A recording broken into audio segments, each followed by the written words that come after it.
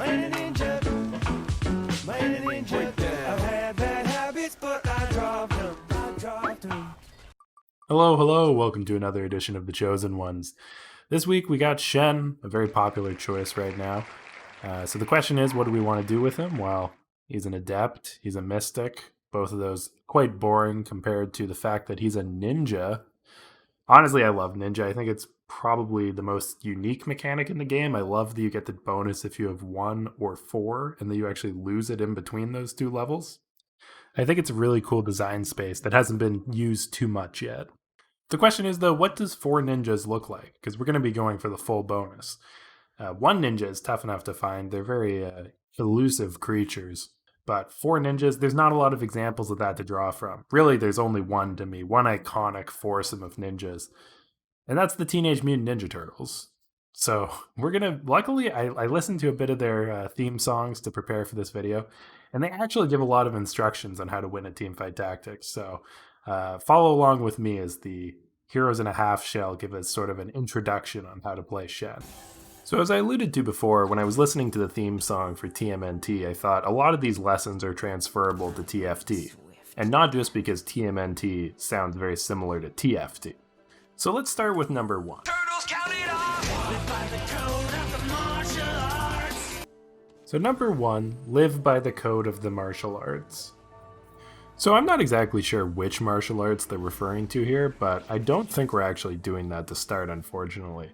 Mostly because one of our fighters is a cat, and also we're mostly winning by throwing bubbles and cards at people.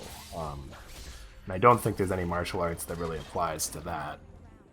I tried looking up what sort of factors play into the code of martial arts. It turns out humility is a big part of it, so the fact that we're still dancing after our victory probably doesn't help us there.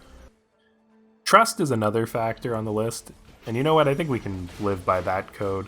I trust Nami. I trust that she's going to win us the game with those bubbles, because man, Chosen Nami with Luden's Echo, it's a tough start to lose with.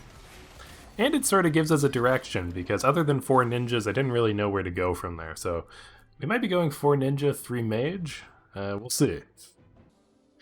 So we finally have our first ninja, Akali. The annoying thing about ninjas, of course, is that a lot of them are higher cost units, but we'll get there. So now that we have Akali, let's take a look at lesson number 2. Now you might look at Akali in this fight and see that she jumps before everybody else and think, hey, she's the one starting this fight. But that's not exactly true. She's not the first person to attack. She got into a good position so she could see what was happening and potentially come to the rescue of my team if a fight were to occur. Because of course, our team is pacifists, and an ideal scenario would be we don't fight and we all tie for first place. Shen, being blue, is clearly the Leonardo of our gang. And since each ninja has a specialty, his is going to be leadership. You'll notice, however, his ninja brothers that he might lead are currently chilling on the bench, probably having a pizza party without him. So without playing to our strengths, we're not going to win this round. The enemy Diana is going to shred through our Nami, and then the rest of our team one by one. This, of course, leads into the most important rule, rule number 3. Always stick together no matter what. Always stick together no matter what.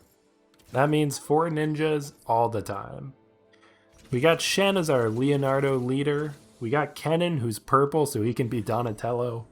Zed seems like an angry guy, so he can be Raph. And that leaves Michelangelo as Akali, because the other 3 have already been taken. Their forces combined, this team is pretty unstoppable. Shen is a brick wall at the front, Zed and Akali manage to kill Jinx by themselves, and Kennen is there too. And even though Nami is still doing the bulk of the damage, that's fine. It's sort of like a Master Splinter type thing. So taking a minute to look at our carry Shen, what do we think about the items? I think they're okay. Guardian's Angel and Zeke, they're both fine. Nothing too flashy. I think that a mage's cap would have been a lot of fun in this to get an extra large shield. Or maybe a katana to be like Leonardo more. But what makes a ninja so threatening is that they really could use any weapon to kill you. I mean, Shen could use his thumb as his weapon of choice, so the fact that he actually gets to use a sword or whatever the heck Guardian Angel is supposed to be in its art, that's intimidating enough. So now we have the whole team, we've learned the skills we need to be the new TFNT, Team Fight Ninja Tactics. But what happens when we face a truly powerful opponent? Somebody who, just following the martial arts code and working together, that isn't enough to beat them. Well, luckily there's one more rule.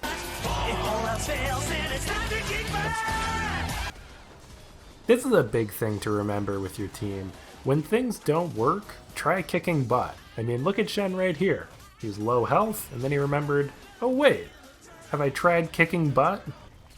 That's called leadership. Now, an important thing if you're trying to build Shen carry, you have to make sure you don't get a knockoff Shen. Now, how can you tell if your Shen is a knockoff? Well, it'll probably look a little bit something like my opponent's Shen.